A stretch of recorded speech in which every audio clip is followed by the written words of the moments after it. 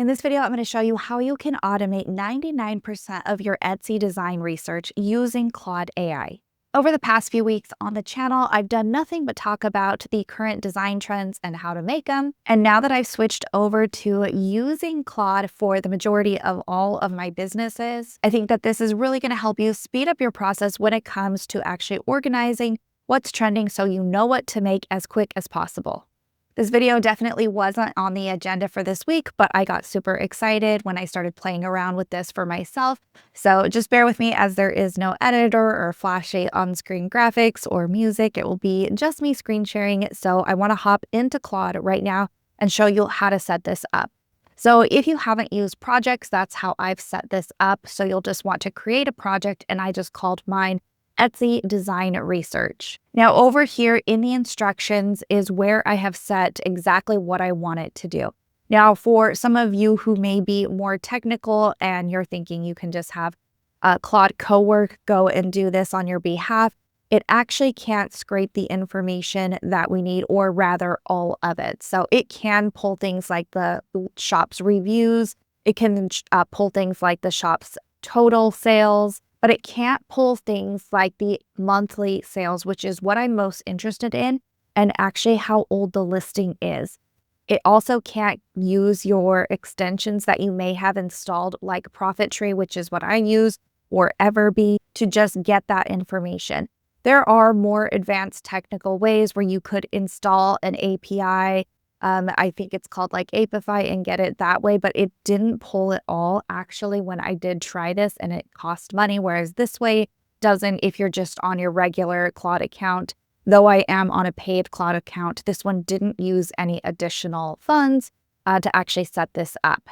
So this is why I'm doing it just here in the project section, but I am pretty sure that in the foreseeable, very near future, we'll be able to have this be running automatically for us and be able to get all of the information. So that being said, the project instructions that I have are exactly what I teach you all when we go through and pick something that is trending for us to create, which is we want listings that have more than 25 monthly sales, listings that are less than 3 months old, and their review count for the shop is under 1,000. These criteria right here is really important, especially if you are a new shop. If you are a more advanced shop, then feel free to adjust this. As far as the review count, you can even adjust the monthly sales, but this is pretty good right here, so I would keep that there. And then I just gave it some more instructions on how to actually format my data, so exactly how I want it to be listed out, because I want it to include the screenshot so I know exactly what I'm referencing.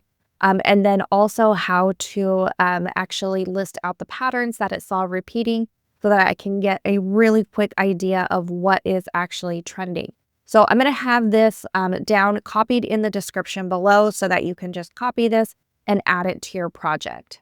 You'll just make sure to click Save Instructions. Now, because I hadn't ran any chats, I didn't trust it just to get the instructions, so I actually copied it in here for the first run. And then I just added in my screenshots.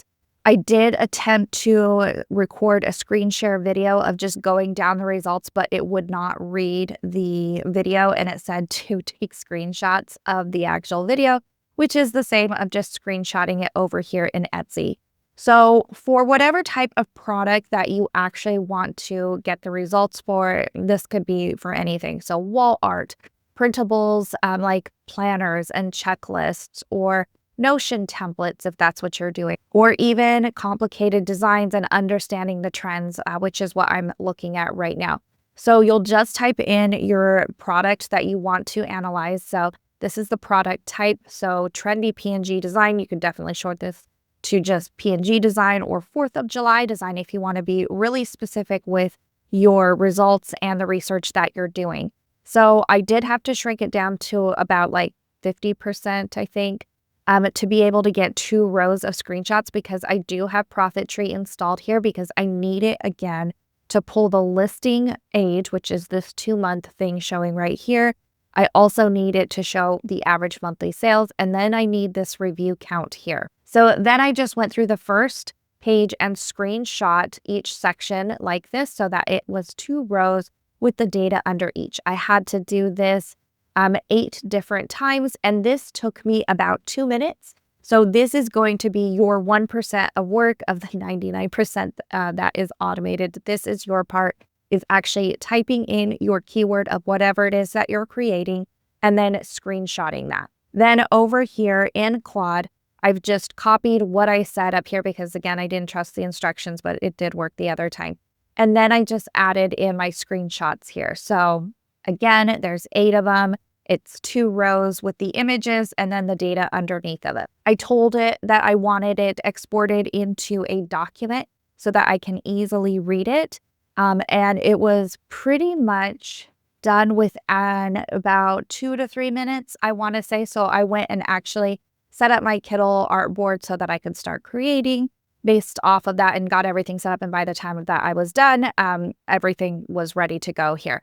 So as you can see, it says up here, I have my qualifying listings, 25 monthly, more than 25 monthly sales, less than 3 months old, and less than 1,000 reviews. In those instructions, I did have it sort by the highest monthly sales, so high to low, because these are obviously selling the most. So I want to work this way down. So it will give you the actual title, right? The sales, the listing age, so 2 months, and then the shop's total reviews. It knows that the review thing is the shop's total, not this listing's total. But this just indicates that it is not an established shop compared to someone like me who has 33,000+ shop reviews on their shop compared to 68. This is not an established shop. So those are the types that you want to be looking at when you are new. Then it just went down and gave me all of the information here in a row so that I can very, very quickly go and know what I need to create. I would honestly be doing this anytime that you sit down to do your research block, and that way you have a list that you can work through and try to get as many designs done as possible. As I've spoken about in the past couple of videos, specifically about trends, one of the easiest ways to actually stand out and get sales on Etsy is to cross niche with other things that are doing well. So you would want to take items from this particular list and remake them in other styles where it hasn't been done yet. Or you can take the trending style. So this particular one down here, I'm just calling it the stripe trend, but we see several of them right here where the background is just transparent with a solid color of stripes, and then it's a quote. You can go and find other quotes like you see on this list, like from the 1900s, and remake it into this particular type of trend. On the flip side, you could take these quotes and sayings and make them into one of the design styles that you saw being done up here. Down here at the bottom, it gave me the image patterns that it recognized, which was spot on from the ones. Now, I only asked it to pull listings that had 25 or more sales. You could definitely go lower if you wanted more results. And you could also screenshot more pages if you wanted more results as well. Another really easy way to get design ideas is to take whatever the style is, which is this patchwork type of a faux realistic style aesthetic, and then just remake this into other types of niches or subjects where it hasn't been done yet. So you can go and look at other popular things. So things like sunflowers or butterflies, bumblebees and dragonflies. So things that would be nature related, that would be close to this particular type of niche. See if it's been done on Etsy. So go type in patchwork bumblebee or patchwork butterfly or patchwork heart and see if it's being done yet in some of those more popular types of niches. And that is just it. In about 2 minutes, you were able to get all of the results from the first page of Etsy for any specific type of keyword and have it organized really easily for you to work off of so that you're not going back and forth from the Etsy results like I know I have done in the past, and trying to write down on a spreadsheet all of these different numbers and then organize them differently. This just does it all for you super easily, super quickly, and hopefully help you get a lot more designs up this way. I would constantly refresh this or clear your cache and do different searches so that you're not constantly getting this exact same results, because the way that the algorithm works is the more that you click on things, the more that you look at things, it shows you more of those types of designs and things that you've been looking at, as the algorithm thinks that you're interested in that. So it does help to clear that out. I know that most of our accounts are hooked up to something like Profit Tree or Everbee, and so we have to sign into that again.